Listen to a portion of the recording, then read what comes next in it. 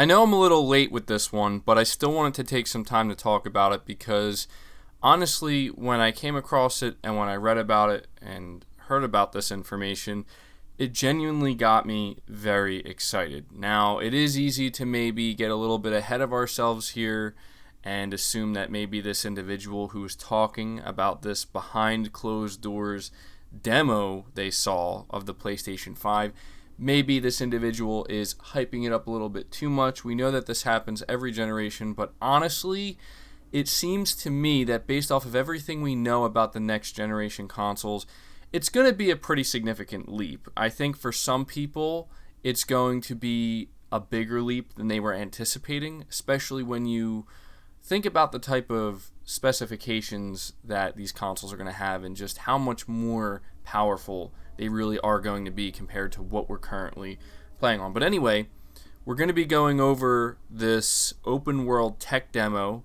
that apparently was running on the PlayStation 5 behind closed doors. It says that a new report posted by a former Game Fan magazine editor on Reset Era revealed that he has recently seen a tech demo of a multi-platform open-world game that is in development for PlayStation 5, Xbox Scarlet, and PC. This demo, which is not all that polished, runs at a solid performance, and it's way ahead of games like Red Dead Redemption 2 and The Last of Us Part 2 in terms of scope, lighting, and environment dynamics. So, very, very interesting. And this is what the poster had to say. The demo I saw had the very best real-time graphics I've ever seen. And what I mean by that is it looked like a real game you can play. Not some super polished Unreal Engine 4 or Unity technical demo that you would see at GDC. To me, there was no mistaking this for current generation on PC or console.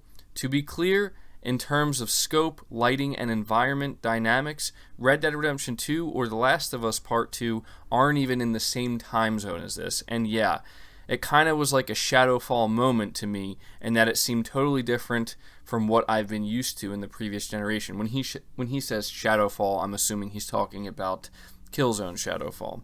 Now, granted, frame rate was maybe 25 to 30-ish, and it was early, but I actually said out loud, "What the F," when I first saw it.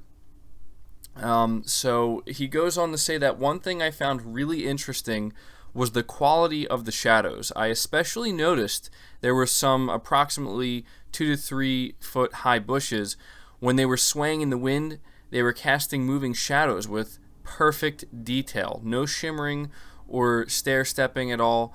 And I'm talking about a bush with maybe 75 to 100 branches and 100 sets of leaves on it, casting perfect shadows. He's really emphasizing here just how perfect apparently these shadows were. Keep in mind, this was just a random bush. He goes on to say the overall picture quality was astoundingly solid, like it used some super duper anti-aliasing. The game is a full 2160p, but again has no shimmering whatsoever, just a really solid resolve to the graphics.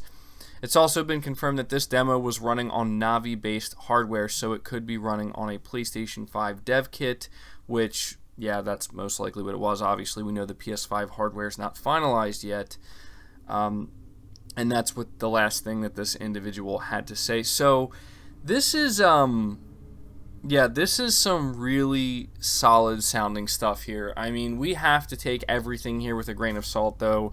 I do want to emphasize that, this is coming from Reset Era, from somebody who claims that this is what they saw, but we know that Sony, we know that they are aiming to impress with the PlayStation 5, and it sounds as though this individual, based off of what they saw, again, they could be overhyping it, but frankly, I don't think they are. I mean, hearing the way they're describing this, the thing that gets me honestly really excited here and truly excited to see what the first-party studios for Sony can do, just knowing how they're just going to be solely focused on the PS5. It's also good for third-party developers, actually, that Project Scarlet and the PS5 are going to be neck and neck, basically, hardware-wise. That means it'll be easier for third-party developers to develop for both hardware, and one won't end up getting left out.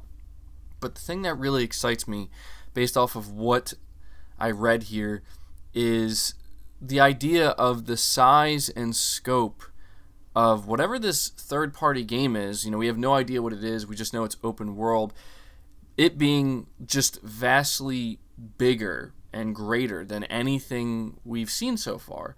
And when I think about the next generation of consoles, of course I get excited for how great the graphics are going to look. That is also something else this individual was sure to emphasize, not just with the bush, but I mean, it's funny to think that, like, are the graphics that good? Are they that realistic that you basically get hung up on a single bush just in complete awe of, like, this looks like real life. Everything looks perfect on it. But we know it's going to look great. And we know that anybody who upgrades to the PS5 or Project Scarlet, one of the biggest things you're going to be able to look forward to is just how amazing your games are going to look. Granted, some people might find it a negative that this was running at 25, 30 frames per second, but we do have to understand this individual, if this is all true, is really emphasizing that this is a very, very, very early build. And considering how far out we are from the PlayStation 5 and Project Scarlet actually launching, it's totally understandable. I think it's safe to say that a lot of people who are going to be upgrading to the next-gen consoles, one of the things they're going to expect is more games running at 60 FPS, but they're also going to be expecting them to look significantly better on top of that. And considering, again, like I said in the beginning of this video, how much more powerful these consoles are going to be, just how much more horsepower they're going to have, I think that it is fair to expect that. And I think it's safe to say that we will see that. And I'm so excited. I think that the thing that excites people, what excites gamers based off of hearing something like this, is just trying to imagine, like, how much greater games can be in terms of size, scale, and scope. And that is one of the biggest constraints, I would say, that games have really suffered from this generation, specifically on the CPU side of things, always causing that bottleneck, knowing that developers are pretty much just completely limited by this. And even though we've gotten some of the greatest games we've ever played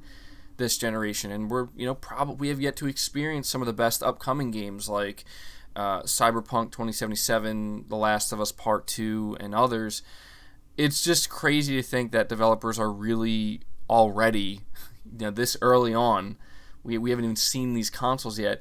It's insane to think that they are already finding ways to just build these worlds that, for people, I mean, this guy is literally saying that he literally said out loud, "What the F?" Like, that's how just blown away he was by this. So, again, I have to emphasize that this may just be somebody, first of all, completely making this up. It does come from Reset Error, but I think it's a real thing that has happened. I've seen this, once I started looking into this, it seems that this is something that a lot of people have been talking about, and it just seems to me that, like I said, Sony is truly aiming to impress, and I have a very good feeling that when we first see the PlayStation 5 and we see what games are going to look like, I think people's jaws are going to be on the floor. Like, I think we're literally going to be like, I can't believe we've made it this far.